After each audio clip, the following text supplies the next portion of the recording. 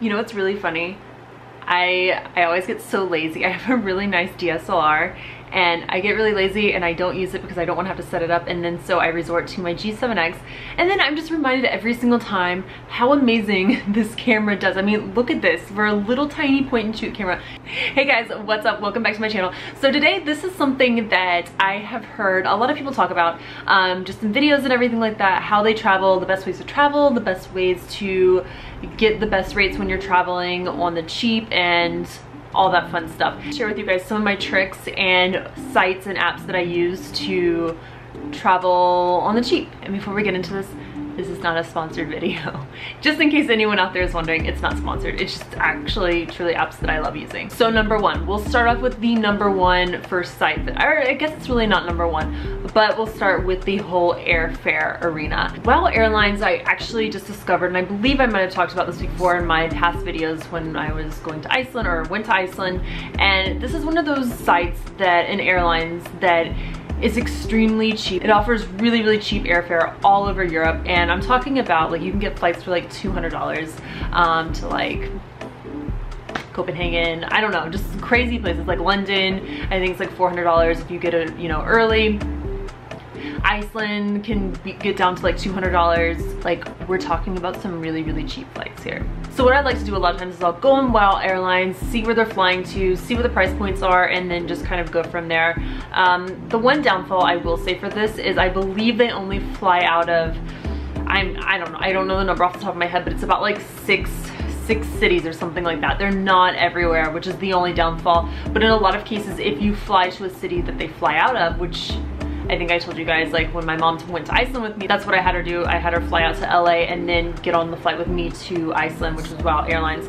And a lot of cases, that's significantly cheaper. I know for her, at least, I booked this last minute for her and I was able to keep it under $1,000, whereas she was going to be paying $2,000 something to go from the East Coast to Iceland versus just like, you know, flying to LA first and then catching. Like, granted, that is a lot of flying, but when it comes to saving $1,000, I mean, you're only missing out on like, what, 4 hours or something like that, so whatever. The next tool that I like to use is Skyscanner. Now, just a little disclaimer on this site, it has done me dirty before, and you have to take it with a grain of salt. So I have not been able to fully trust this site again, so I do not book any flights on it. I simply use it as a tool to see where the cheapest places are to fly to. So I will set the settings to fly anywhere and I'll see what comes up, what populates, and what might be the cheapest city to do. And I know a lot of other travelers, they like to do this as well. I feel like I've been doing this for a very long time. One of those few that got on this when it first happened, because it was really the only site and app around that was able to offer that feature, which is still to this day what I like to use about it. But as far as booking a flight on this, I don't trust it because it left me in New York without a returning flight. So with that said, I don't trust it, but it's again a great source just to see what type of flights are out there. One of the best ways I think to book a flight is by using Hopper. This, guys, is like my holy grail. It's how I book all my flights no matter what, all over the place. I mean, this is hands down what I use to book every single flight that I go on now. And it's an amazing little app. I know on a lot of apps now you can set settings so you can watch flights. I believe you can do this in Google Flights even. So it's great because it's color coded, so you can actually see what days are the most expensive and what days are the cheapest based on the color coding. Green is for the cheapest, red is for like must avoid on that day. Also, the best part about this is you can set notifications. So say that you're not really ready to commit to this flight yet and you still want to keep watching and seeing if the prices will lower. It also is a great indicator. It will tell you like, oh, maybe you should wait on this, or you should go ahead and buy because it's expected to climb. So you can also set a notification for it to alert you when you should buy the flight. Now when we land, so this is a whole different ball game. So when we land, there are two things I like to use. One is Hotels Tonight. I'm a big fan of Hotels Tonight. My brother will probably tell you differently because he recently just went to Calgary and was telling me about the most disastrous place he stayed at. I mean, I'm not gonna go into detail because if anyone's like a little bit queasy on here, I don't want to put you in that situation. So I'm just gonna stop and say it wasn't a pleasant experience for him, unfortunately. Me on the other side, I have always had a pleasant experience with Hotels Tonight.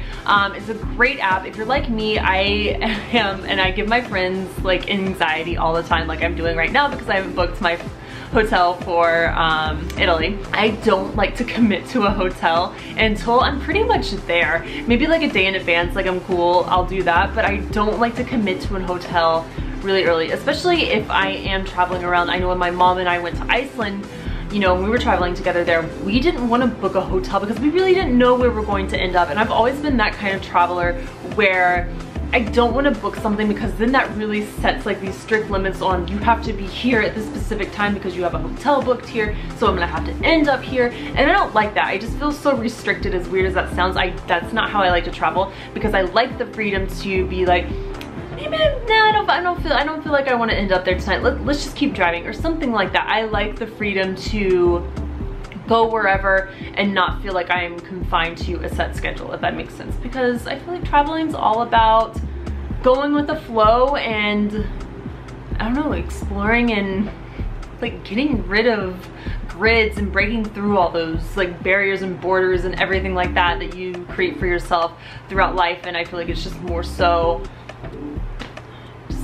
just to go explore, go have fun, go wonder and see where everything takes you. I don't know, that's just how I've always traveled, and that's just always worked really, really well for me. I've never had a bad experience doing that, so I'm gonna continue doing that. The hotels tonight is a really great option, as I do like to get them maybe like I mentioned, like a day out. I've never actually booked a hotel on that app that night, but I'm sure it's still the same.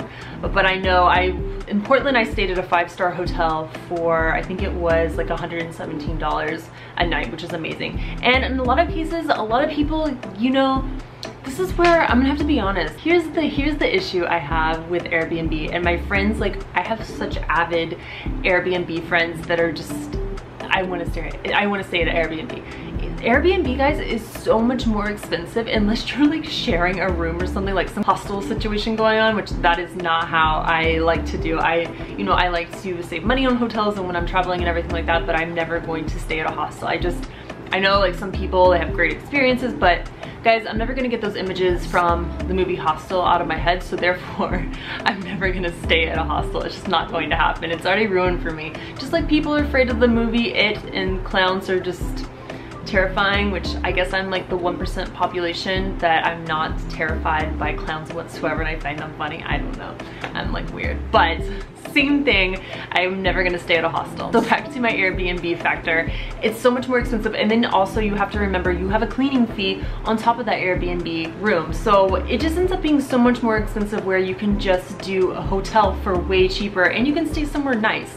So I am a huge fan of Hotels Tonight. I definitely recommend checking it out if you've never booked a hotel through that before. Just always make sure, you know, the rating is, you know, good. That's the main thing. Last but not least, one of the things I recently just stumbled upon when I was trying to rent a car was this website, because I was going through all these different things trying to find a relatively cheap option for a car rental when I was in Portland, and I could not find anything, guys. For me to rent a car, it was coming up like $300, and I'm talking about for like 3 days, guys, not even a week or anything like that. And granted, I've rented a car here in LA before for a week and it was like $100 and something. It wasn't even that bad. So I was thinking, okay, I know this is a holiday weekend, but this is a little crazy. And so I just kept doing some research, digging around, and I found this website. It's like a stupid simple website just called carrentals.com, and I was able to find the best car rental price versus other sites that I was looking at that had significantly jacked up the price so much. So I think I ended up paying, and granted, it would be a lot less probably if it wasn't on a holiday weekend. I used carrentals.com to book my reservation for my car, and I think it was dollar cars or something like that, dollar rental, something like that. And I was thinking, is this gonna be an Iceland situation where I get this car and it looks like it came straight out the junkyard and it's not gonna be able to carry me 500 feet? I mean, I was like, I don't know what I'm gonna get with this. Iceland scarred me, guys. Iceland scarred me with the car rental. I mean, I still need to do a story time video about this car. Anyways, that was my whole concern. I was like, I don't know, but I ended up paying, I think it was like $160, and I had like a 2017 Corolla that was all decked out, loaded and everything. So it was great. It was great. I was like, I'm perfectly happy in my little Corolla Sport or whatever, you know, loaded. This is great. Like, okay, Corolla. So that's a really great site to use also if you're needing a car or anything like that. Guys, that is about it for my tips and tricks. Those are like my top websites, apps that I use for when I'm traveling. I highly recommend them.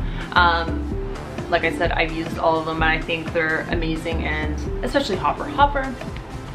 Hopper has a special place in my heart, so I will forever use Hopper. Anyways, guys, thank you guys so much for watching. Don't forget to like, share, and subscribe, and turn on notifications if you want to see more of these videos. And what kind of travel apps do you guys like to use when you're traveling? Let me know in the comments down below, and I will see you guys in my next video. Bye, guys.